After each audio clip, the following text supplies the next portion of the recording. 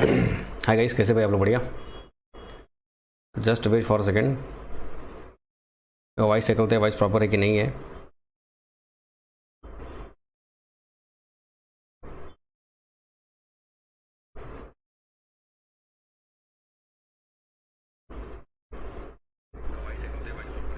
चलिए गेट बढ़िया है, सब कुछ बढ़िया ज़बरदस्त है। तो अभी क्लास एक्चुअली कल तो गले में ना एक्चुअली दवाई खाई थी मैंने, तो चक्कर में कफ जो हो गई ना वो थोड़ा सा हल्का सा जम सी गई मतलब सूख सी गई है। तो खांसी काफ़ी आ रही थी, तो वो जो ये होता है ना वोकल कॉर्ड्स आपका होता है, तो उसको काफ़ी आराम देना था। तो कल इसलिए क्लास होने वाली थी लेकिन मैं क्लास नहीं ले पाया। अच्छा, एक और बात है, ग्रुप में आपका क्रिएट मैंने कर दिया है, तो जो लोग भी ग्रुप में ऐड नहीं होंगे वो मुझे मैसेज कर देंगे आप, ठीक है? टेलीग्राम पे मैं आपको ऐड कर लूँगा, ठीक है? तो यहाँ पर क्योंकि इसमें क्या होता है ना, आई नो कि आपको थोड़ा दिक्कत होती होगी। मान ली क्लास नहीं हुई, आपको नोटिफिकेशन नहीं मिला, तो आप टेंशन में रहते हैं, पता नहीं क्लास हुई कि नहीं हुई, अगर हुई तो हमको दिख नहीं रही क्या। तो कई सारी बातें होती हैं, ऐसा नहीं कि आप डाउट करते हैं, ऐसा कुछ नहीं है। बस ये होता है कि हाँ आपको क्लास अगर हुई तो वो मिली क्यों नहीं, ऐसा हो जाता है ना। तो मैंने पेड ग्रुप का लिंक मैंने आप मुझे क्लास के बाद मुझे मैसेज कर दीजिएगा। जितने लोग भी हैं आप सभी लोग उस ग्रुप में ज़रूर जुड़ जाइएगा। तो आप सभी से रिक्वेस्ट है, वैसे तो जुड़ जाते हैं काफ़ी लोग, लेकिन क्या होता है कई लोग जुड़ नहीं पाते हैं, तो इसलिए वो जुड़ जाइएगा तो आपके लिए अच्छा रहेगा और आपके लिए बेहतरीन रहेगा, ठीक है? क्लास आपकी जो रहेंगी, मैंने आपसे पहले भी कहा था, फिर आपसे कह रहा हूँ कि आपका जो क्लास आपका रहेगा max to max 1 hour, 1 hour से ऊपर नहीं जाएगा, उससे पहले ही रहेगा। उसका कारण क्या है मैंने आपको बता रखा है भाई, क्योंकि मुझे सभी स्टूडेंट्स को देखना है, किसी एक पर्टिकुलर को नहीं, ठीक है? तो सभी लोग को देखना है, तो सभी लोग के हिसाब से मुझे प्लान करना है कि हाँ भाई अगर मैंने 2 घंटे 3 घंटे बढ़ा दिया तो फिर वो क्लास नहीं देख पाते आप, ठीक है भाई? कि अब ये सिलेबस बहुत स्मूथली खत्म होगा, ये गारंटी मेरी है। आपका सिलेबस बहुत ज़्यादा वास्ट नहीं है कि बहुत ज़्यादा वास्ट है, लेकिन जो लेवल हम लिख चलेंगे वो आपका बहुत ज़बरदस्त लिख चलेंगे, ठीक है? जय हिंद, जय हिंद रविया, जय हिंद, नमस्कार। तो ये पूरी कहानी है। तो चलिए शुरू करते हैं। कम्युनिकेशन आपका हमने एडी अगर बात करूँ तो एनालॉग इलेक्ट्रॉनिक्स में हमने कवर कर लिया है। कहाँ तक आपका कवर कर लिया है? रेक्टिफायर तक, ठीक है? उसमें आपका आगे कंटिन्यू होगा, आपका जनरेटर डायोड होगा, आपका बीजेटी होगा, एफईटी होगा, मॉसफेट होगा, आपका जो भी रहेगा। और एफईटी मॉसफेट बहुत ज़्यादा डीप में नहीं आता है, बस आपका बेसिक आता है, तो बेसिक तक हम लोग कवर करेंगे उसको, ठीक है? और हमारा वो टॉपिक पर अच्छे से कवर अप हो जाएगा। वहाँ ओपैम भी आपसे पूछा जाता है, तो ऑपरेशनल एम्पलीफायर भी करेंगे अपन लोग, ठीक है? सब कुछ करेंगे जो भी रिक्वायर्ड होगा आपके एग्जाम के लिए, कुछ नहीं छोड़ेंगे। बस आप आराम से क्लास करते रहिए, कहीं कोई दिक्कत कोई समस्या हो फील फ्री टू आस्क, ठीक है? जेई लेवल पे जितने भी क्वेश्चन आपके बनते हैं सब कराएंगे, कोई नहीं, ठीक है? चलिए शुरू करते हैं। हो सकता है आपने पिछली क्लास देखी हो, और पिछली क्लास हमने इसका एक इंट्रो दिया था कि भाई कम्युनिकेशन बेसिकली होता क्या है, क्या उसकी रिक्वायरमेंट होती है, मॉड्यूलेशन क्या होता है, वटेवर, यानी कि आपको मैंने एक ब्रीफली ओवरव्यू दिया था आपको ना, कि भैया ट्रांसमीटर साइड में क्या होता है, रिसीवर साइड में क्या होता है, कैसे आप मॉड्यूलेशन करते हैं, परफॉर्म करते हैं ट्रांसमीटर साइड में जहाँ से आप मैसेज को सेंड करते हैं, कैसे आप रिसीवर में उसको रिसीव करते हैं। बहुत सारी बातें की थी हमने, और आपने देखा होगा तो आपको समझ में अच्छे से आया होगा। उसी क्रम में हम आगे बढ़ेंगे और हमारा जो टॉपिक कवर होने वाला है यहाँ पे ये कवर होने वाला है, ठीक है? एनालॉग डिजिटल कम्युनिकेशन सिस्टम का जो होता है ये आपका, ठीक है? बाकी जो आपका पावर सप्लाई वाला पार्ट जो आपका है ना, ये वाला आप इसको इलेक्ट्रिकल में भी पढ़ लेते हैं, बेसिक वैसे तो है ही, हो तो कॉमन है। बाकी अगर देखा है तो पावर सप्लाई का जानते हैं क्या होता है? बेसिकली आपका होता है रेक्टिफायर, रेगुलेटर, ट्रांसफार्मर आपका, और आपका फिल्टर जो होता है, ये पूरा मिला के आपका पावर सप्लाई होता है। तो इसलिए रेक्टिफायर को अच्छे से पढ़िएगा, और आपका जो मैं पढ़ाने वाला हूँ वोल्टेज रेगुलेटर आपका जनरेटर है उसको अच्छे से पढ़िएगा, उससे क्वेश्चन बनेंगे, हुए इसलिए साफ साफ दिया हुआ है। एसएमपीएस यूपीएस जनरेटर को हम लोग साथ रख लेंगे, और मैं आपको बता दूंगा भाई कहाँ पे होगा, ठीक है? मैं या अलग से फोल्डर बना देंगे, ये एक्चुअली एक टॉपिक है, तो फोल्डर बनाने की जरूरत है नहीं, इसको मैं बेसिक इलेक्ट्रिकल में ही करा दूंगा, ठीक है? बेसिक इलेक्ट्रिकल में करा दूंगा, ठीक है?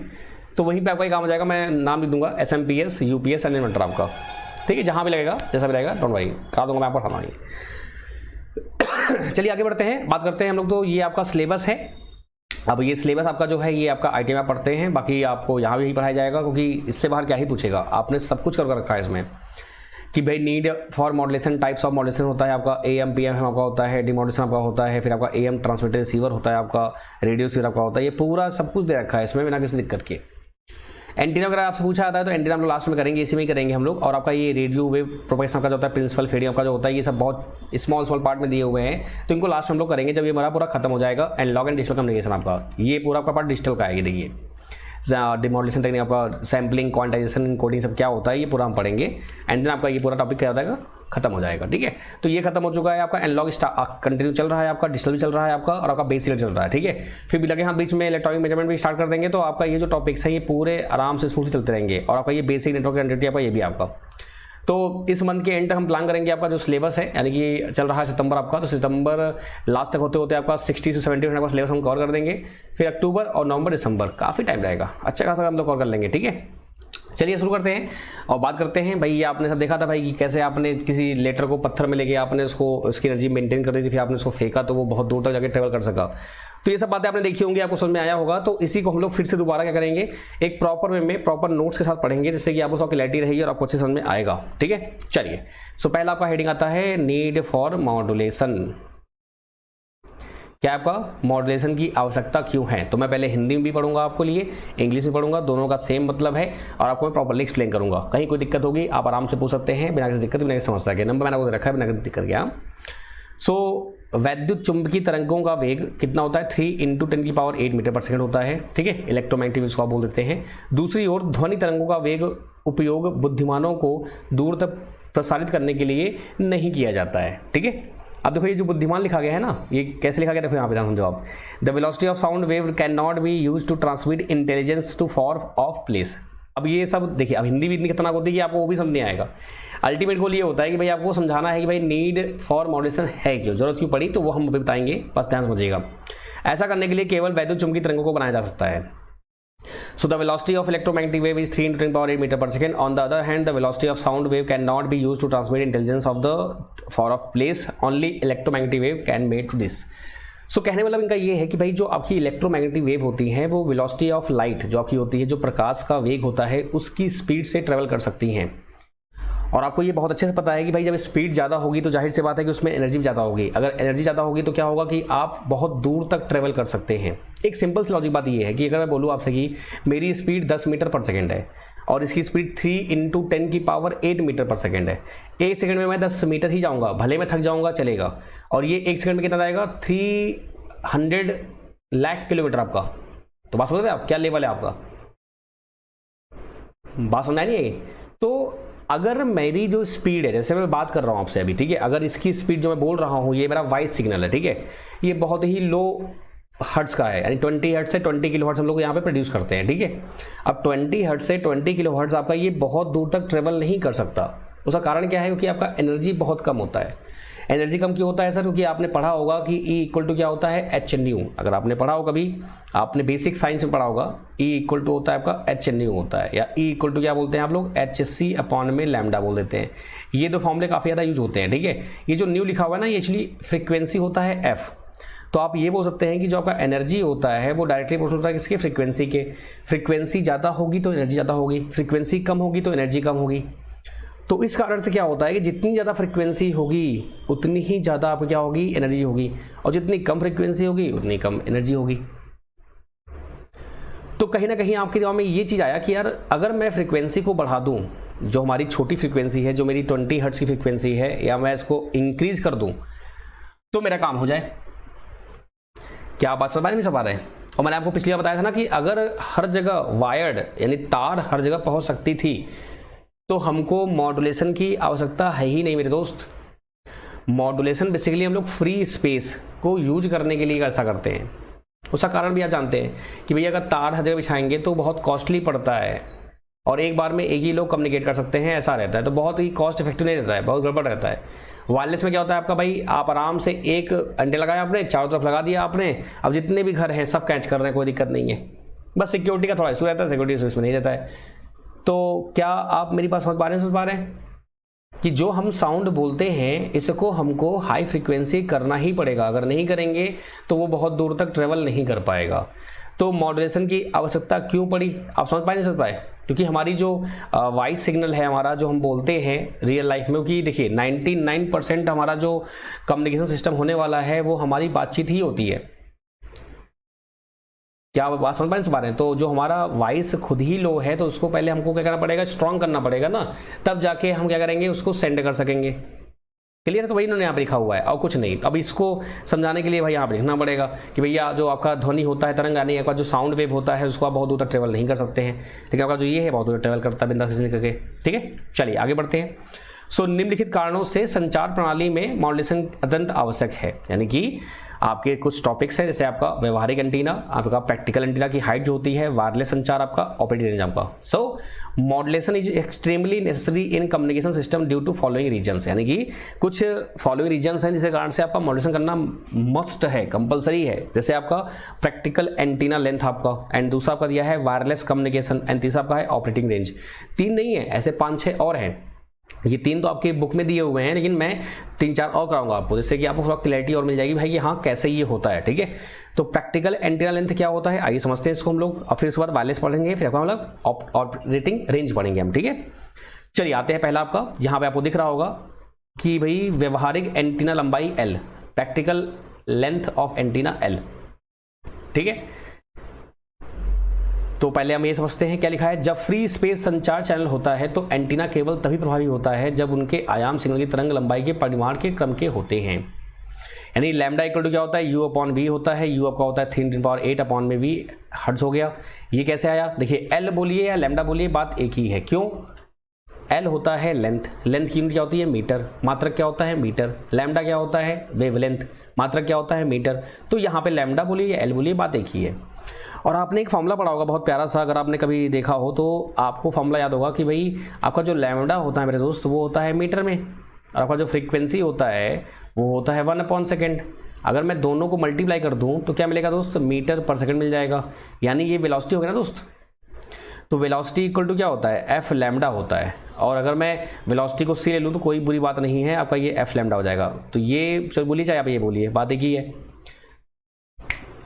बात समझ में नहीं आई, बताओ भाई। अगर मैं फ्रीक्वेंसी को और लैम्डा को, आपका जो आवृत्ति है और आपके तरंग दैर्ध्य जो आपका है, इसको अगर मैं मल्टीप्लाई कर दूंगा तो क्या होगा, आपका मीटर पर सेकंड आपको वेलोसिटी मिल जाएगा दोस्त। क्या मिल जाएगा, वेलोसिटी मिल जाएगा। तो ये जो फॉर्मूला लगाया ना उन्होंने, यही लगाया हुआ है। लैम्डा इक्वल टू क्या है, U/V लिखा हुआ है। एक्चुअली जो V है ना, ये आपका फ्रीक्वेंसी है। F लिखिए, न्यू लिखिए, V लिखिए, बात वही है। लेकिन यहाँ पे इन्होंने एक्सप्लेन कर दिया है बकायदा कि लैम्डा क्या है, वेव लंबाई, वेवलेंथ। ठीक है, फिर दूसरा U क्या दिया हुआ है आपका, U मतलब आपका वेलोसिटी ऑफ लाइट, यानी आपका इलेक्ट्रोमैग्नेटिक वेव का वेग, velocity of electromagnetic wave. V क्या दिया है आपका, हर्ट्ज में विकिरण होने की आवृत्ति, यानी कि जो आपका रेडिएशन हो रहा है उसका फ्रीक्वेंसी है ये आपका। ठीक है, तो ये आपने फॉर्म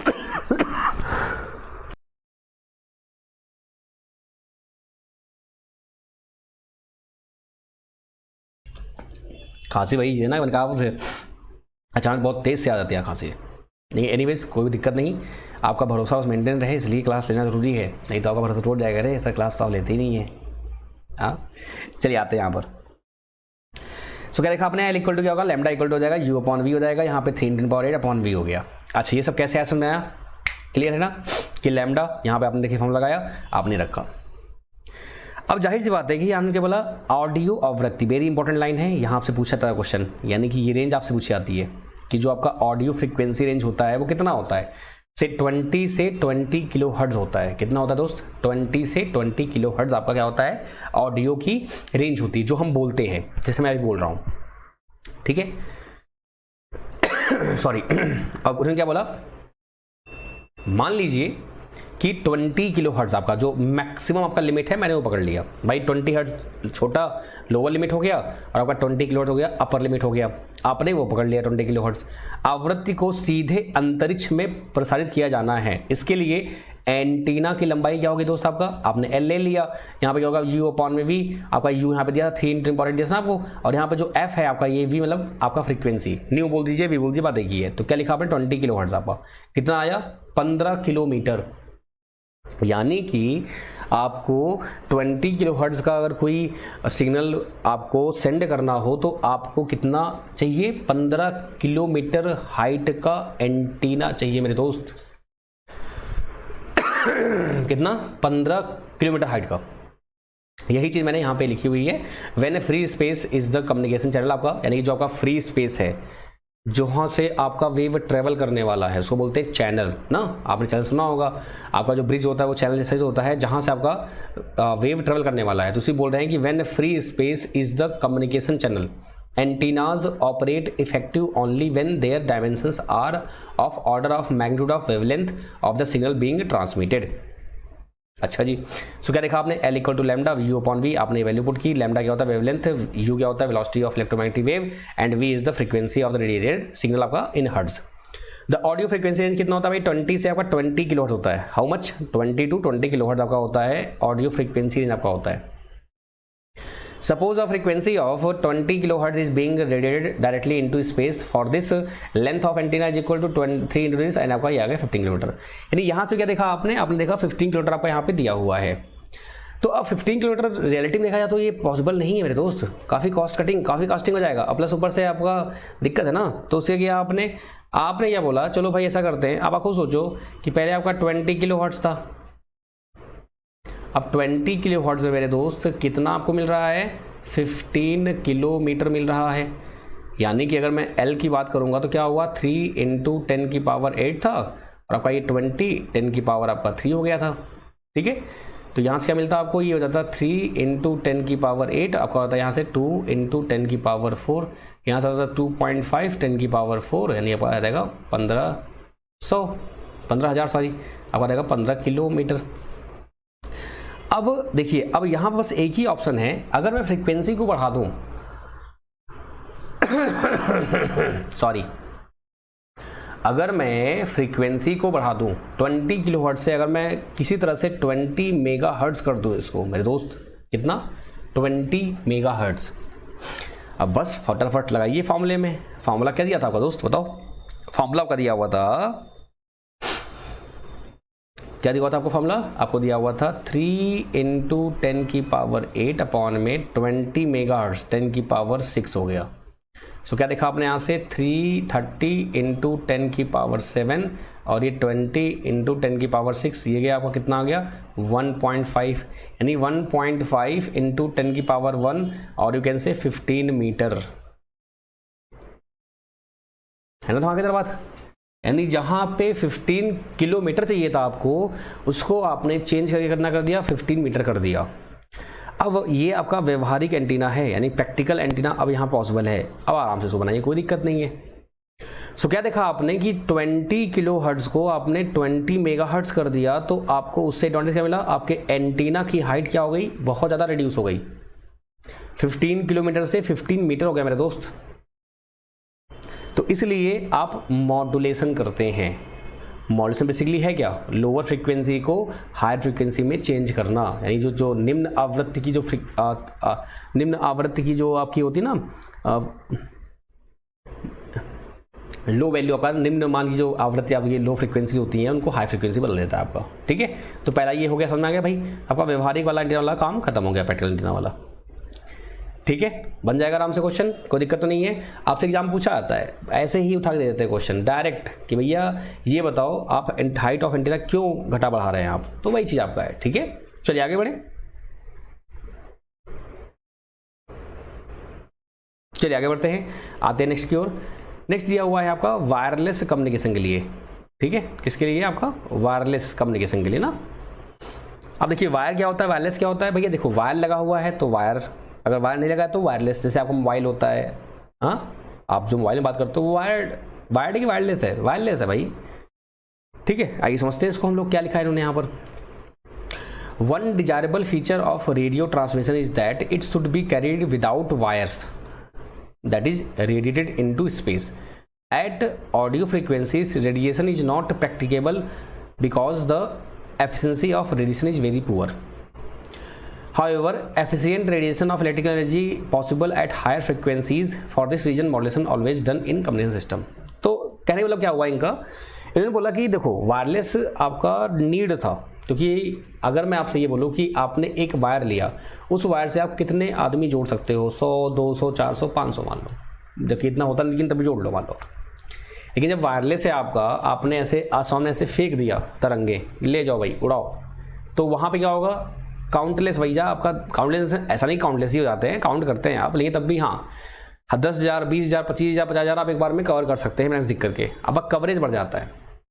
लेकिन समस्या किस बात की आती है, जैसे मैंने आपसे कहा कि भैया आपका जो लो फ्रीक्वेंसी होता है उसकी एनर्जी लो होती है। अरे लो क्यों होती है, E = H new, E = HF, ये आपने पढ़ा हुआ है। इस कारण से हम उसको वायरलेसली बहुत दूर तक नहीं सेंड कर पाते हैं और हमारा वो कॉस्ट इफेक्टिव नहीं होता है और वो बहुत बेकार टाइप का होता है। आप चाहते हैं कि आप वायरलेस करें क्योंकि उसके बहुत सारे एडवांटेज हैं, लेकिन मजबूरी ये थी कि आपका जो ऑडियो सिग्नल है जिससे आप बात कर रहे हैं वो बहुत ही लो फ्रीक्वेंसी उसकी है, और लो फ्रीक्वेंसी होने से उसकी एनर्जी बहुत कम है। एनर्जी कम होगी तो वो बहुत दूर तक ट्रेवल कर नहीं पाएगा, तो फिर दिक्कत हो जाएगी। इसके लिए क्या करना पड़ता है आपको मॉड्यूलेशन करना पड़ता है। इसलिए आप मॉड्यूलेशन करते हैं ताकि उसकी फ्रीक्वेंसी बढ़ जाए और उसको आप आराम से ट्रेवल कर सकें। तो वही देखो यहाँ लिखा हुआ है,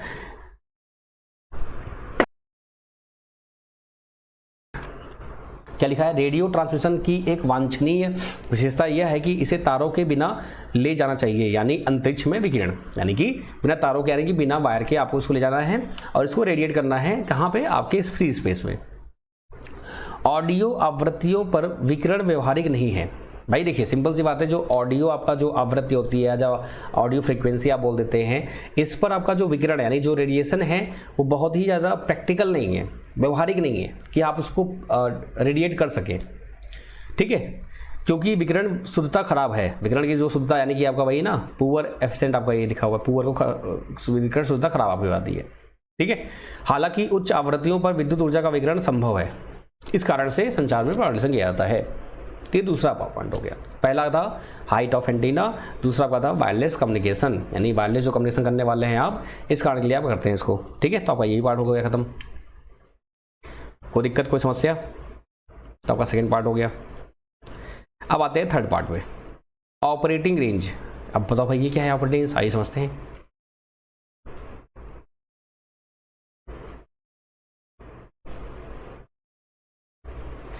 तो इन्होंने क्या बोला,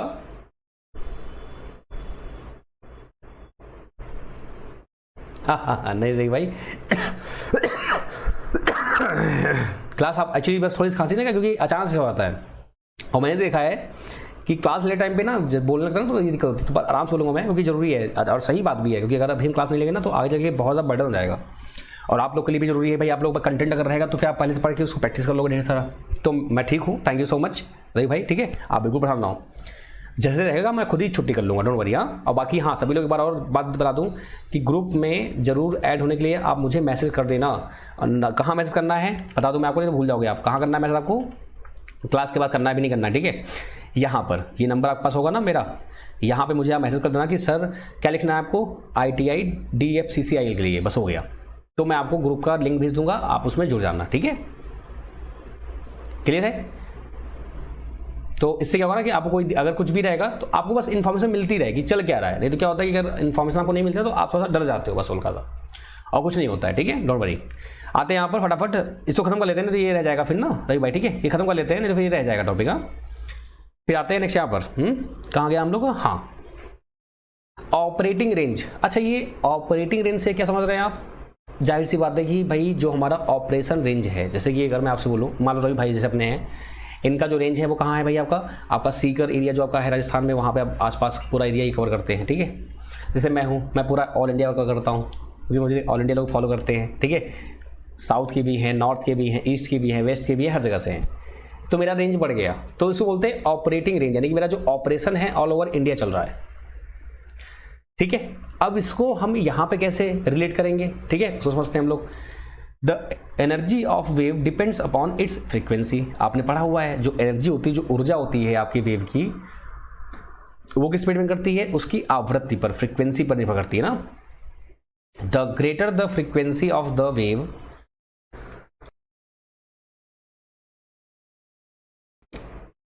the greater is the energy process by it. जितना ज़्यादा फ्रीक्वेंसी होगा उतना ज़्यादा एनर्जी प्रोसेस करेगा।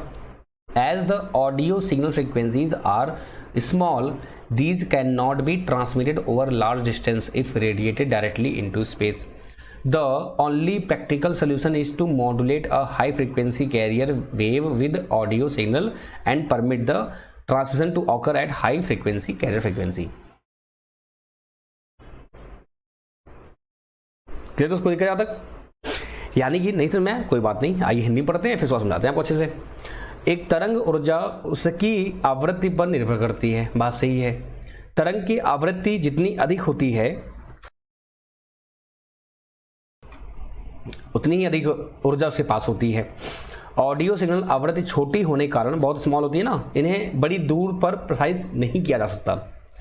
अगर सीधे अंतरिक्ष में पहुंच जाएं तो, अगर मैं इनको फ्री स्पेस में छोड़ दूं तो ये बहुत दूर तक ट्रेवल नहीं कर सकती हैं। एकमात्र प्रैक्टिकल समाधान ऑडियो सिग्नल के साथ एक उच्च आवृत्ति वाहक तरंग, जिसको बोलते हैं कैरियर वेव, कैरियर फ्रीक्वेंसी बोल देते हैं इसको आप, ठीक है, वाहक तरंग को संशोधित करना और उच्च आवृत्ति पर संचरण की अनुमति देता है। ठीक है, तो ऑपरेटिंग रेंज समझ रहे हैं आप, कितनी दूर तक आप बात कर पा रहे हो, दैट इज द रेंज। अब आप खुद सोचिए, मैंने क्या बोला आपको कि भाई जिसकी फ्रीक्वेंसी लो है उसकी एनर्जी लो है, वो यहां से स्टार्ट हुआ और यहां पे आके एंड हो गया। एक की फ्रीक्वेंसी बहुत ज़्यादा है तो वो यहां से लेके यहां तक पहुंच गया भाई साहब। तो देखा आपने दोस्त, ये रेंज इसकी है भाई साहब, तो आपकी रेंज बढ़ गई। तो वही ये बोलना चाह रहे हैं, तो यही आपसे एग्जाम पूछा जाएगा कि भैया अगर मुझे ऑपरेटिंग रेंज बढ़ानी हो तो मुझे क्या करना पड़ेगा, मुझे मॉड्यूलेशन करना पड़ेगा। क्या करना पड़ेगा, मॉड्यूलेशन करना पड़ेगा, जिससे कि मैं उसकी रेंज बढ़ा सकूं। क्यों बढ़ा सकूं भाई, क्योंकि फ्रीक्वेंसी बढ़ जाएगी तो एनर्जी बढ़ जाएगी, एनर्जी बढ़ जाएगी तो वो बहुत दूर तक ट्रेवल आपका कर सकता है।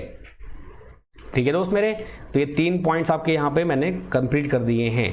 ये 3 पॉइंट आपके एग्जाम में उसमें नोट्स वगैरह में या बुक में दिए रहते हैं। अब कुछ पॉइंट्स मेरी तरफ से भी हैं जिसको आप लिख लेंगे तो आपका फिर जो है जेईई रेलवे क्वेश्चन आपके आएंगे तो आप उसको भी उड़ा देंगे बिना किसी दिक्कत के। ठीक है, अब आते हैं 4th पॉइंट पे।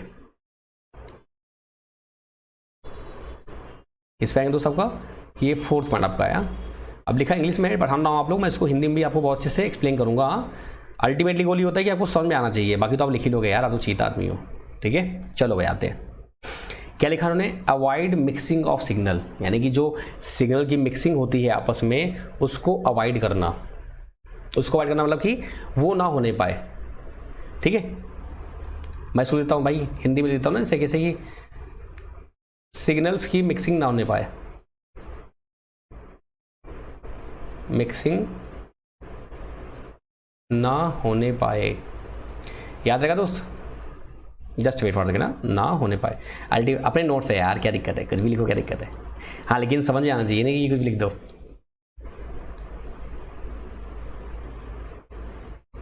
ठीक है, सिग्नल की मिक्सिंग नहीं होनी चाहिए, इस वजह से भी क्या करते हैं हम लोग, मॉड्यूलेशन करते हैं। कैसे भी देखना, ध्यान समझना। ऑल ऑडियो मैसेज सिग्नल्स को बोलते हैं आप। ठीक है, ऑडियो मतलब जो हम बोलने वाले हैं वो रेंज फ्रॉम 20 हर्ट्ज से 20 किलो हर्ट्ज। तो ये रेंज तो आपको अपने आप याद हो जाएगी।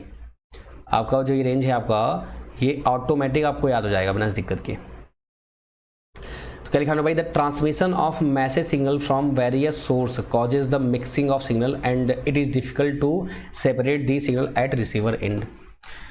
कहने मतलब क्या हुआ कि इन्होंने बोला कि भाई जब हम बहुत सारे, देखो एक सिंपल सी बात है, आप खुद सोचो, एक ब्रिज है, ये ऐसे ना, ये ब्रिज है आपका, इधर आपका इधर से जाओगे, इधर से आप जाओगे। अब आप खुद सोचो कि इस ब्रिज से अगर एक ही इंसान निकले एक बार में तो क्या इस ब्रिज का कोई मतलब है क्या, या इस पुल का कोई मतलब है क्या? आप यही चाहोगे ना कि जितना हो सके मैक्सिमम आपके आदमी यहाँ से निकल सके, जिससे कि आराम से आप क्या करो, इसका यूटिलाइजेशन अच्छे से कर पाओ। अगर एक दिन में एक आदमी निकल रहा है और एक दिन में 100 आदमी निकल रहा है तो आपने जो आपका ब्रिज है, जो आपका पुल है, उसको आपने 100 टाइम्स उसकी जो क्षमता है बढ़ा दी आपने। जहां पहले एक इंसान जा पा रहा था वहां अब आपके 100 इंसान जा पा रहे हैं। कितनी बड़ी बात है।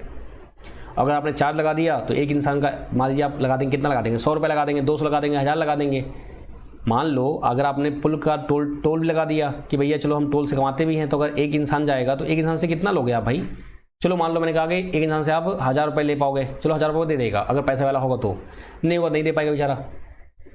वही अगर 100 आदमी हैं, 100 आदमी से अगर आपने 50 रुपये भी एक आदमी से लिया तो कितना हो गया, 5000 रुपये हो गया। देखा, 5 गुना वैसे बढ़ गया आपका। सो अल्टीमेटली क्या हुआ, क्या देखा आपने कि भाई हाँ, अब आप सहमत हैं मुझसे कि हाँ सर आपने एकदम सही कहा, आपने बहुत सारे अच्छे एग्जाम्पल दिए हैं जिससे मैं सहमत हो चुका हूँ कि भैया हाँ, पुल जब भी आप क्रॉस करेंगे तो आप ये चाहेंगे कि भाई जितने ज़्यादा लोग रहेंगे उतना अच्छी बात है। अब बात आती है कम्युनिकेशन की। तो देखिए कम्युनिकेशन में क्या होता है, जो हम लोग चैनल फॉर्म करते हैं ना, जैसे आपका एयरटेल का, वोडा का, आइडिया का, आपका जियो का, सबका अपना अपना खुद का स्पेक्ट्रम होता है। स्पेक्ट्रम क्या होता है, बैंड ऑफ फ्रीक्वेंसीज, उसमें बहुत सारी फ्रीक्वेंसीज होती हैं। तो वो फ्रीक्वेंसी खरीदने में आपको बहुत पैसा खर्च करना होता है। तो आजकल लोग बोलते हैं जिसका फ्रीक्वेंसी है वो बहुत अमीर है, और बात सही भी है, करोड़ों रुपए खर्च करने पड़ते हैं उस फ्रीक्वेंसी को लेने के लिए। तभी तो वो लोग क्या करते हैं, रिचार्ज शुरू करते हैं, फिर उस फ्रिक्वेंसी को यूज करते हैं, ताकि आप पैसा तभी कमा सकेंगे ना। वो भाई सेटेलाइट जो गवर्नमेंट लॉन्च करती है वो क्यों करती है, इसलिए तो करती है कि भैया गवर्नमेंट ने सेटेलाइट लॉन्च कर दी, अब वो स्पेक्ट्रम बेचेगी भाई, क्योंकि सेटेलाइट आपका घूम रहा है बढ़िया फर्स्ट क्लास आपके अर्थ के बाहर। अब कंपनी बड़ी बड़ी आएंगी, वो बोल लगाएंगी मुझे इतनी फ्रिक्वेंसी चाहिए, मुझे इतनी चाहिए, तो वो फिर देते हैं उसको, ठीक है। कहने का मतलब कि उन्होंने एक पुल खरीद लिया ऐसा पूरा, ये फ्रीक्वेंसी बैंड आपका ये पूरा खरीद लिया। अब वो चाहेंगे ना कि जितना, अब भाई अब अगर आपने पुल को लीज पे ले लिया है, आपने पुल को लीज पे लिया, ऐसे ठेके के नहीं होते, लीज पे ले लेते हैं, तो आप चाहेंगे ना कि मैक्सिमम लोग आ सके। लेकिन वहां पे ध्यान ये भी रखना है आपको कि मैक्सिमम लोग आए तो सही, लेकिन जाएंगे भी तो प्रॉपरली जाएं, यानी कि ऐसा ना हो कि आपस में मिक्स हो जाए, फिर पता चला कि आप ही पहले काटे जाओ अच्छे से। बात समझे ना लोग, यानी अब मतलब कि ए, मान लो यहाँ पे ए बी सी हैं, मान लो ये ए हो गया, ये बी हो गया, ये सी हो गया, और ये हो गया आपका डी हो गया, ये ई हो गया आपका, ये एफ हो गया।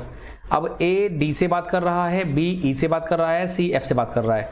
अब ऐसे आपने और बढ़ा दिए, यहाँ पे और बढ़ गए आपके।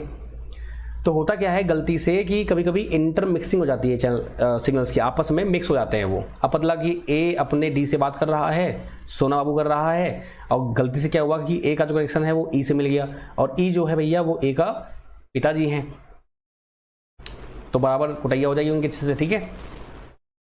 तो ये भी ना होने पाए। अब जाहिर सी बात है कि जितना ज़्यादा आप नंबर्स बढ़ाओगे, मिक्सिंग के चांस बढ़ जाएंगे ना। अगर यहाँ पे 2 ही सिग्नल होते, एक ही होता, तो मिक्सिंग होता ही नहीं। अब यहाँ पे आप 100 चैनल भेज रहे हो, 100 समझ रहे हो आप, तो मिक्सिंग के चांसेस बढ़ जाएंगे। तो उस मिक्सिंग को बचने के लिए क्या किया आपने, मॉड्यूलेशन किया मेरे दोस्त। क्या किया आपने, मॉड्यूलेशन किया। कैसे किया देखो, समझो आप ध्यान से।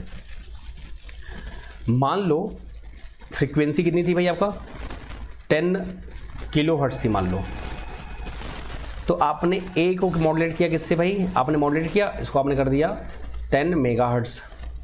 फिर बी को आपने मॉड्यूलेट किया, इसको कर दिया आपने 15 मेगाहर्ट्ज। और सी को आपने मॉड्यूलेट किया, इसको कैसे किया आपने 20 मेगाहर्ट्ज।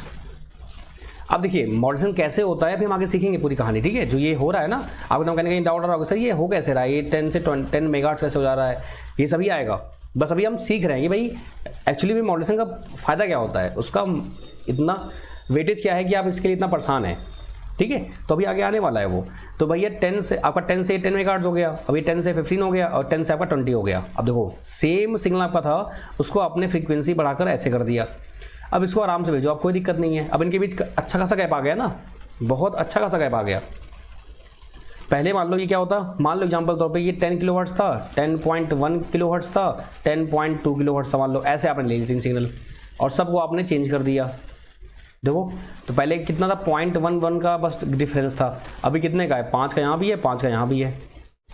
तो ये जो तरीका भी आपने किया, इसको भी आप अच्छे से कर सकते हैं अगर आपने मॉड्यूलेशन किया तो, ठीक है। तो जो ये लिखा हुआ है ऊपर हेडिंग आपका, ये हेडिंग से आप अब समझ पाए नहीं समझ पाए, अवॉइडिंग मिक्सिंग ऑफ सिग्नल, यानी कि सिग्नल का जो मिक्सिंग होता है उसको अवॉइड करना। सिग्नल जो मिक्स होता है आपका उसको अवॉइड करना, उसको हम अवॉइड कर सकते हैं मॉड्यूलेशन के माध्यम से, ठीक है। आइए आगे बढ़ते हैं। 5 बातें दोस्त मेरे। अब मैंने कहा कि आप हिंदी में बस देखो, होता क्या है, बस हेडिंग याद रखो आप, हेडिंग, बाकी उसको आप अपने वर्ड में हिंदी में लिख दो, आपके नोट से आपको पढ़ना है। एग्जाम में कोई आपका चेक करने वाला है, यहाँ कोई कॉपी चेक करने वाला है, आपकी यूनिवर्सिटी की कॉपी है कि अरे भैया तुमने ऐसे लिखा, लो 5 से 2 नंबर 1 नंबर, ऐसा नहीं है, वो आपके नोट्स हैं, आप जैसे चाहो वैसे लिखो। अल्टीमेटली अगर क्वेश्चन आपके एग्जाम में आएगा, आप उसको सही टिक करके आ जाओगे, आपके नोट्स आपके लिए वो फायदेमंद हो जाएंगे, ठीक है। तो क्या लिखना है आपको, अवॉइड मिक्सिंग ऑफ सिग्नल की। मिक्सिंग ऑफ सिग्नल को हम यहाँ अवॉइड कर सकते हैं विद द हेल्प ऑफ किसके, मॉड्यूलेशन के। कोई दिक्कत तो मेरे, चलिए आगे बढ़ते हैं, आते हैं यहाँ पर। नेक्स्ट आपका दिया हुआ है अलाउ मल्टीप्लेक्सिंग ऑफ सिग्नल। अब ये मल्टीप्लेक्सिंग क्या होती है आगे समझते हैं। अच्छा आपने नाम सुना होगा ना सिनेमाज, जैसे पहले होते थे ना कि भैया एक ही स्क्रीन होती थी, अभी आप पढ़ते हैं कहाँ जाना है, मल्टीप्लेक्स जाना है भाई, आपका PVR मल्टीप्लेक्स हो गया, आपका आइनॉक्स मल्टीप्लेक्स हो गया। तो मल्टीप्लेक्स क्या होता है, बेसिकली आपका एक ही सिनेमा में 5-6 स्क्रीन हो जाना। आपने कभी नोटिस ही नहीं किया होगा, नोटिस करिएगा कभी, जो सिनेमा हॉल में बस एक ही स्क्रीन होते हैं उसको मल्टीप्लेक्स नहीं बोलते हम लोग, क्या बोलते हैं, सिनेमा हॉल बोल देते हैं। लेकिन जिससे 5-6 आपकी स्क्रीन होती है, जो कि आजकल हर जगह होती ही होती है, इसमें कोई दो राय नहीं है, तो क्या बोलते हैं, सब लोग बोलते हैं मल्टीप्लेक्स। यानी कि जब हम कई सारे सिग्नल को एक साथ मिक्स कर देते हैं उसको बोलते हैं मल्टीप्लेक्सिंग।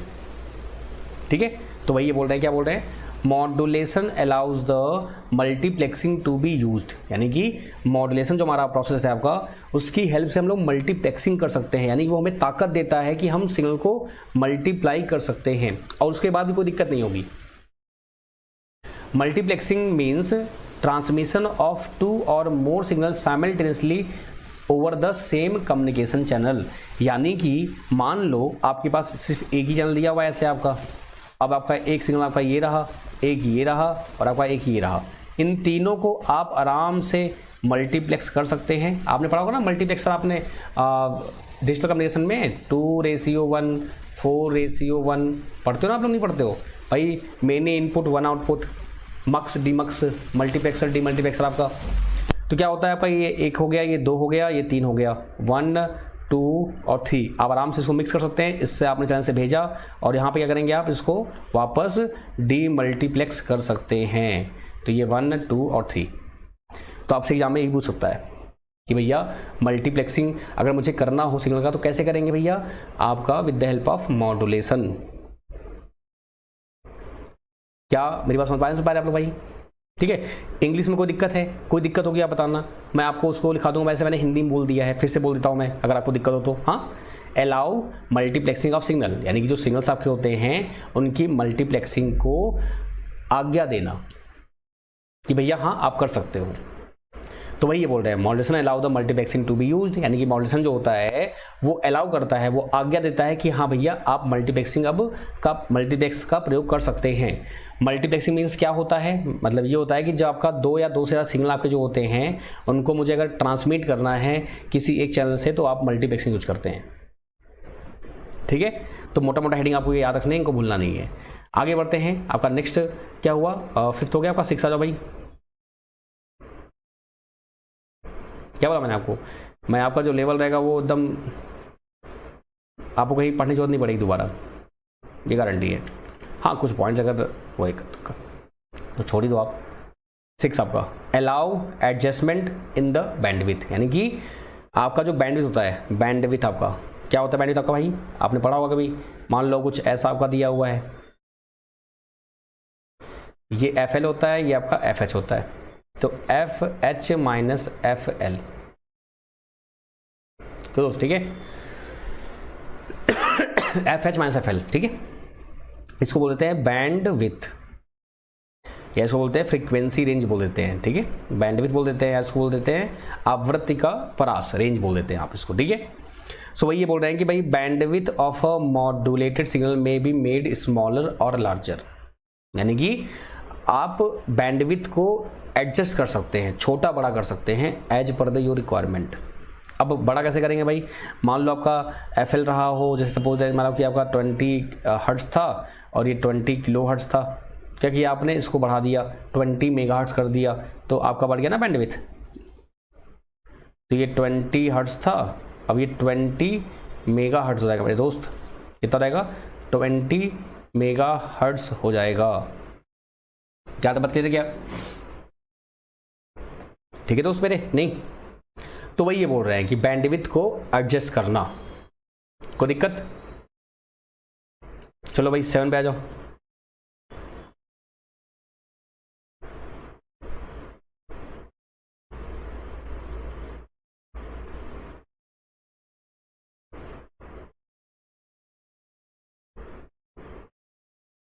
क्या बोला भाई, इम्प्रूव क्वालिटी ऑफ रिसेप्शन, यानी कि जो आप सिग्नल को रिसीव कर रहे हैं उसकी क्वालिटी को इम्प्रूव करता है ये, उसकी क्वालिटी मतलब एकदम बेटर क्वालिटी, मस्त क्वालिटी, उसको इम्प्रूव करता है ये। Modulation technique like frequency modulation, pulse code modulation reduce the effect of noise to great context extent, reduction of noise improve the quality of reception. So कहने का तात्पर्य क्या है कि जो आपका मॉड्यूलेशन तकनीक जो आपका होता है, जैसे आपका आवृत्ति मॉड्यूलेशन, पल्स कोड मॉड्यूलेशन, इन सभी में क्या होता है, आपका जो नॉइस होता है, जो आपका शोर होता है, शोर मतलब कि अनवांटेड सिग्नल जो आप नहीं चाहते, नॉइस वही होता है ना। देखो 2 बातें होती हैं, अगर हम गाना गाएंगे तो वो नॉइस है, अगर श्रेया घोषाल, लता मंगेशकर जी, आशा भोसले जी गाएंगी तो वो नॉइस नहीं है, वो अलग ही लेवल है। ठीक है, तो नॉइस क्या होता है कि नॉइस को कम कर देता है आपका कौन, मॉड्यूलेशन। कैसे? क्योंकि हाई फ्रीक्वेंसी हो जाती है, हाई फ्रीक्वेंसी में एनर्जी ज़्यादा होती है। जब एनर्जी ज़्यादा होगी तो वो कहीं किसी से टकराएगा भी, तो क्या होगा, उस पर इफेक्ट कम पड़ेगा। आप खुद सोचिए कि एक पतला आदमी है, अगर दीवार से टकराएगा तो हो सकता है कि उसको दिक्कत हो जाए, काफ़ी ज़्यादा डैमेज हो जाए काफ़ी ज़्यादा। और एक हत्ता कट्टा मतलब खली टाइप का बंदा कोई हो, अगर वो दीवार टकराए तो उसको कोई फर्क पड़ेगा? ज़्यादा खास फर्क नहीं पड़ेगा। और जाहिर सी बात है कि आपका जो सिग्नल है वो कैसे जाने वाला है, वायरलेसली जाने वाला है। ऐसे ऐसे कहीं से घूम के आएगा, पत्थर से टकराएगा, आपके पेड़ से टकराएगा, सबसे टकराएगा ना भाई। तो उससे क्या होगा भाई, आपका सिग्नल डिस्टॉर्टेड होगा थोड़ा बहुत। डिस्टॉर्ट मतलब कि आपका सिग्नल जो होगा वो थोड़ा सा उसका हुलिया बिगड़ जाएगा ना, तो उस हुलिया को सही कर देगा आपका, तो आपका मॉड्यूलेशन क्या होगा, फ्रीक्वेंसी बढ़ जाएगी, तो उससे हुलिया कम बिगड़ेगा, जितना बिगड़ना चाहिए उतना नहीं बिगड़ेगा। ठीक है, तो इंप्रूव क्वालिटी ऑफ रिसेप्शन, समझे आप? यानी कि जो भी आप सिग्नल को एक्सेप्ट करने वाले हैं उसकी क्वालिटी को ये इंप्रूव कर देता है। क्लियर है? तो देखो अब फिर से मैं सबको बताता हूँ फटाफट। आपके 3 थे लेकिन मैंने 4 और ऐड किए हैं जिससे कि 7 आपको मिल जाए। पहला आपका क्या था दोस्त आपका, कि आपका जो एंटीना का हाइट होता है, व्यवहारिक जो लंबाई आपकी होती है उसकी बात करेंगे हम लोग। दूसरा क्या दिया है, वायरलेस कम्युनिकेशन आपका, यानी कि वायरलेसली अगर मुझे करना हो तो कैसे हम करेंगे वो। तीसरा आपका दिया है ऑपरेटिंग रेंज, यानी आपका रेंज बढ़ाने के लिए, कि भैया ऑपरेशन जो आपका हो रहा है वो बहुत दूर तक हो, इसके लिए आप करते हैं। चौथा क्या दिया है आपका, अवॉइड मिक्सिंग ऑफ सिग्नल, यानी कि जो सिग्नल मिक्स हो जाते हैं आपस में उसको अवॉइड करने के लिए। अगर देखा जाए तो मिक्सिंग ऑफ सिग्नल आपका और आपका मल्टीप्लेक्सिंग दोनों आपके ऑलमोस्ट सेम ही है, इनमें बहुत खास फर्क नहीं है, बहुत दोनों सेम ही हैं टाइप के। ठीक है, फिर नेक्स्ट आपका आता है क्या, allow adjustment of bandwidth. Bandwidth को आप ज़्यादा कम कर सकते हैं। बैंडविड्थ जो आपका होता है क्या होता है, लो फ्रीक्वेंसी और आपका हाई फ्रीक्वेंसी। तो high frequency minus low frequency बोल देते हैं ना आप लोग, तो ये होता है बैंडविड्थ आपका। तो इसकी जो रेंज है या इसका जो एडजस्टमेंट है इसको करता है आपका ये कौन, आपका मॉड्यूलेशन। फिर आपका आता है इंप्रूव क्वालिटी, क्वालिटी को ये इंप्रूव कर देता है, जो आपका चैनल में रिसर्च करेगा वो आपका। ठीक है, चलिए भाई अब आती है लास्ट फाइनल में, व्हाट इज मॉड्यूलेशन। जब भी आपने पढ़ा अब उसको हम प्रॉपर्ली लेने वाले। The best way to define modulation is the process of impressing low frequency information to be transmitted on to high frequency wave called the carrier wave by changing the characteristic of either its amplitude, frequency, phase angle is called modulation. Another definition for modulation is the process of altering the characteristics of amplitude, frequency, phase of high frequency signal in accordance with the instantaneous value of modulating wave which called modulation. नहीं समझ में आया? कोई बात नहीं, बताइए फिर से आपको।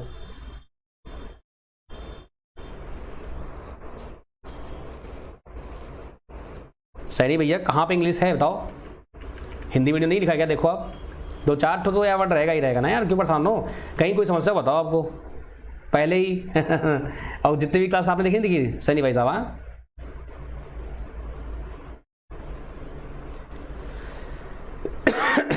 एक्स्ट्रा ऐसा रहा है क्या?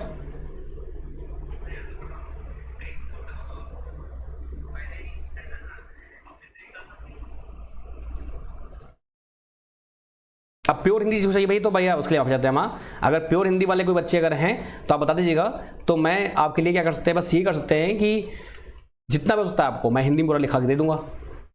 ठीक है, मैं आपको क्लास के बाद आपका जो PDF मिलेगा उसमें हम इसको हिंदी में ऐसे लिख के दे देंगे आपको।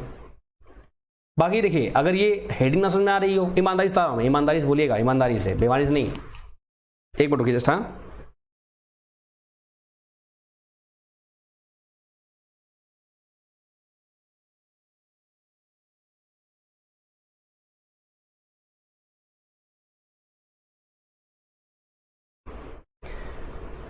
ईमानदारी बताइएगा अगर आपको ना समझ में आ रहा हो कि हाँ सर ये बिल्कुल समझ नहीं आया मेरे को, कि अलाउ मल्टीप्लेक्सिंग ऑफ सिग्नल, तो बात की बात है। ठीक है, तो जब भी कोई चीज़ आप नई चीज़ पढ़ते हैं तो उसको चाहे हिंदी में पढ़िए चाहे इंग्लिश में पढ़िए, अल्टीमेटली आपको समझ में आना चाहिए, वो जरूरी है। ठीक है, आपको मैं बात नहीं कर रहा हूँ कि आपको इंग्लिश में ही पढ़ना है, और मैंने आपको हिंदी में जितना दिया ये तो एक्स्ट्रा पॉइंट है जो जेईई पे आप पूछे आते हैं, मैं वो बता रहा हूँ आपको। ठीक है, आइडियल बताओ का इतना मोर देन सफिशिएंट था। चलिए आगे आते वापस, तो बाकी तो हिंदी इंग्लिश चलता रहेगा, वो तो कोई दिक्कत नहीं है।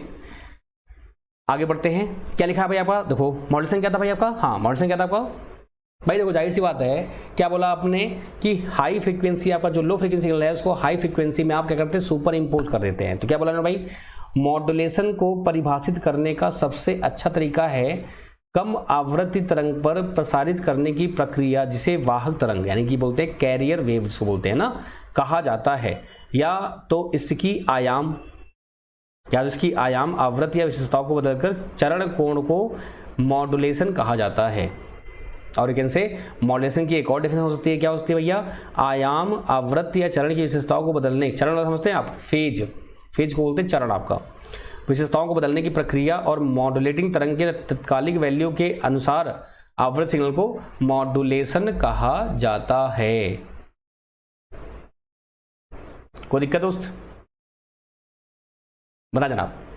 यानी कि अगर मैं साफ शब्दों में कहूं, लो फ्रीक्वेंसी जो आपका निम्न आवृत्ति की जो सिग्नल्स होती हैं उनको हाई फ्रीक्वेंसी उच्च आवृत्ति में बदलने की प्रक्रिया क्या बोलते हैं, हम बोलते हैं मॉड्यूलेशन बोल देते हैं। क्या बोल देते हैं दोस्त, आपका मॉड्यूलेशन बोल दे देते हैं। ठीक है, अच्छा अब ये 3 प्रकार के होते हैं, अगर बात करूं तो आपका 3 टाइप का होता है। जैसे कि अगर मैं बोलूं आपका AM cos omega T plus phi, और क्या बोलेंगे आप, AM sine omega T plus phi. यहां तक कोई दिक्कत? अगर आपका एम्पलीट्यूड चेंज हुआ, इसको बोलते हैं आयाम। क्या बोल देते हैं दोस्त, इसको आयाम बोल देते हैं। एम्पलीट्यूड क्या होता है दोस्त, आपका आयाम होता है, इसको बोलते हैं एम्पलीट्यूड मॉड्यूलेशन। क्या बोल देते हैं इसको हम लोग, एम्पलीट्यूड मॉड्यूलेशन। अच्छा, अगर ये जो ओमेगा आपका है, ओमेगा बोलते हैं इसको भैया आप फ्रीक्वेंसी बोल देते हैं या आवृत्ति बोल देते हैं। ठीक है, ये आपका फ्रीक्वेंसी कौन सा है, एंगुलर फ्रीक्वेंसी है, तो इसको बोल देते हैं फ्रीक्वेंसी मॉड्यूलेशन, या बोल देंगे आवृत्ति मॉड्यूलेशन। ठीक है, और आपका जो ये फाई लिखा हुआ है इसी बोल देते हैं फेज मॉड्यूलेशन। क्या बोल देते हैं इसको हम लोग भैया, फेज या कला बोल देते हैं, इसको कला भी बोलते हैं, और चरण बोल देते हैं। कुछ जगह पर यहाँ पर लिखा है ना चरण आपका, तो हिंदी में लिखा हुआ है, इसको आप जरूरी नहीं है, आपका फेज मॉड्यूलेशन। क्लियर है दोस्तों, यहाँ पे 3 प्रकार के मॉड्यूलेशन होते हैं, amplitude modulation, frequency modulation, phase modulation. ठीक है, कौन कौन से होते हैं दोस्त, एम्पलीट्यूड मॉड्यूलेशन जिसको बोलते हैं आयाम मॉड्यूलेशन, फिर आप बोल देते हैं फ्रीक्वेंसी मॉड्यूलेशन जिसको बोलते हैं आवृत्ति मॉड्यूलेशन, फिर आप बोल देते हैं फेज मॉड्यूलेशन जिसको बोलते हैं कला मॉड्यूलेशन। अब एम्पलीट्यूड में भी कितने होते हैं भैया, 4-5 होते हैं आपके। कैसे कैसे, पहले आपका होता है DSB FC होता है, फिर आपका DSB SC होता है, फिर आपका SSB आपका SC होता है, फिर आपका होता है VSB। तो ये सब क्या होते हैं, double side band with full carrier, double side band with suppressed carrier, single side band with suppressed carrier, और VSB आपका वेस्टिसिजियल साइड बैंड आपका। ठीक है, फ्रीक्वेंसी आपका 2 होता है, नैरो बैंड वाइड बैंड आपका, narrow band FM wide band FM आपका। फेज आपका सिंगल होता है। तो ये जो पूरा टॉपिक आपका है, हार्डली मुझे लगे चाहिए कम से कम कितना, 1 वीक चाहिए आपका, तो ये पूरा खत्म हो जाएगा। तो आपका कम्युनिकेशन 50% खत्म हो जाएगा विद क्वेश्चन के साथ। ठीक है, और भैया एक और चीज़ है, हिंदी इंग्लिश के लिए आप परेशान मत होना बिल्कुल भी। जिस लेवल से मैं पढ़ा रहा हूँ इतना ज़्यादा हिंदी ही आपके लिए मोर देन इनफ है। अब वो फिर एक्सक्यूज है कि हाँ नहीं करना है या फिर जैसा भी है। ठीक है, हाँ कहीं कोई दिक्कत आए आपको, किसी भी, मैंने पहले ही बोला है फिर से बोल रहा हूँ, कहीं कोई आपको समस्या आती है किसी भी हेडिंग में या किसी भी उसमें तकलीफ होती है, आप मुझसे तुरंत कॉल करिए, ये आपकी जिम्मेवारी है। ठीक है, आप मुझसे पूछिए, कहीं कोई समस्या हो, कहीं कोई दिक्कत हो, आप तुरंत पूछिए। बाकी आईटीएल पे 3 ही बस पॉइंट आपके थे, ये 3 पॉइंट मैंने आपको बता रखे हैं आपके। ठीक है, और आपका ये जो है अवॉइड मिक्सिंग ऑफ सिग्नल, कितना सिंपल सा था, आप पढ़ेंगे और उसको लिख लो फटाक से, आप ज़्यादा बेटर रहेगा आपके लिए जो मैं बोलता हूँ, क्योंकि आपको यही हेडिंग समझ में आनी चाहिए, ये मुद्दे की बात होती है, बस हो गया, कोई बड़ी बात नहीं है इसमें आपका। ठीक है, तो अब आगे हम शुरुआत करेंगे आपका एम्पलीट्यूड मॉड्यूलेशन खत्म करेंगे हम लोग अच्छे से, प्रॉपरली पूरा डिटेल में अच्छे से, पूरा क्या उसके मैथमेटिकल फॉर्मूलेज होते हैं, कौन कौन से टाइप होते हैं, कौन कौन से क्वेश्चन पूछे जाते हैं आपके जेई लेवल पे, आपके डिप्लोमा लेवल पे जो भी रहेगा सब कुछ कवर करेंगे, ईच एंड एवरीथिंग कवर करेंगे आपका, बिल्कुल निश्चित होंगे। हाँ, और ऐसे ही कारवां चलता रहेगा और बहुत स्मूथली चीज़ चलती रहेंगी। और जो लोग भी पेड ग्रुप में ऐड नहीं हुए होंगे वो जरूर ऐड हो जाएंगे, मैं ग्रुप क्रिएट कर दूंगा क्लास के बाद, और आप मुझे मैसेज जरूर कर देना एक बार, ठीक है, ताकि मैं आपको ग्रुप का लिंक भेज दूंगा और उसमें लिख देना आपकी ITI DFCCIL आपका। ठीक है, तो चलिए आज रखते हैं बस इतना ही, मिलते हैं कल आपके सेम टाइम सेम समय पर आपका। और कहीं कोई दिक्कत कोई समस्या हो आप बिंदास पूछ सकते हैं, फील फ्री टू आस्क, ठीक है। और ये नंबर दिया हुआ है, इसी नंबर पे आपको कोई भी समस्या, कोई तकलीफ आपको आती है, मैं फिर से बोल रहा हूँ, ऐप पर आपके डाउट वाला है वो फीचर नहीं होता है, वो तो मुझे देखना पड़ता है मजबूरन, ताकि हो सकता है कई बच्चे वहाँ पर भी मैसेज कर दिए क्या पता। तो इसलिए थोड़ा ध्यान रखना आप चीज़ का। आप सीधे यहाँ मैसेज करिए मेरे पास, जब नंबर मेरा आपके पास खुद है तो क्यों फालतू में पठान हो यहाँ वहाँ भटक रहे हो, ठीक है। कोई समस्या, कोई दिक्कत, तो चलिए मुलाकात करते हैं फिर आपका नेक्स्ट सेशन में। बहुत बहुत शुक्रिया, thank you so much, have a great day, bye bye, take care, ध्यान रखिए अपना, आप हंसते रहिए, मुस्कुराते रहिए, अपना ख्याल रखिए। और आप सभी को कृष्ण जन्माष्टमी की हार्दिक शुभकामनाएं। लड्डू गोपाल आपके जीवन में ढेर सारी खुशियाँ लेके आएँ, और आप जो जिस एग्जाम की तैयारी कर रहे हैं आप लोग, आप उस एग्जाम में बहुत अच्छे कलरफुल, कहते हैं ना कलरफुल वे में आप लोग एग्जाम को क्रैक करें, ठीक है। चलिए thank you so much, bye bye, take care, आके अपना हंसते रहिए, मुस्कुराते रहिए। बाकी जितने भी दोस्त वगैरह हैं, जो आपके फ्रेंड वगैरह हैं, उनको बताएं आपका बैच चल रहा है, मात्र 53 रुपये में आपको एग्जाम तक की वैलिडिटी मिल रही है, 1350, ठीक है। कोई बहुत ज़्यादा अमाउंट नहीं है, ये मेरे समय का अमाउंट है। मैं आपको समय, मैंने क्या बोला आपको, कहीं कोई दिक्कत आपको आती है, आप किससे पूछोगे, जो डर बना होता है वो डर यहाँ पे नहीं रहेगा, आप मुझसे डायरेक्ट पूछेंगे, जो भी दिक्कत होगी, जो भी समस्या होंगी, ठीक है। चलिए thank you so much guys, bye bye, take care, ध्यान रखिए अपना, हंसते रहिए, मुस्कुराते रहिए, ख्याल रखिए।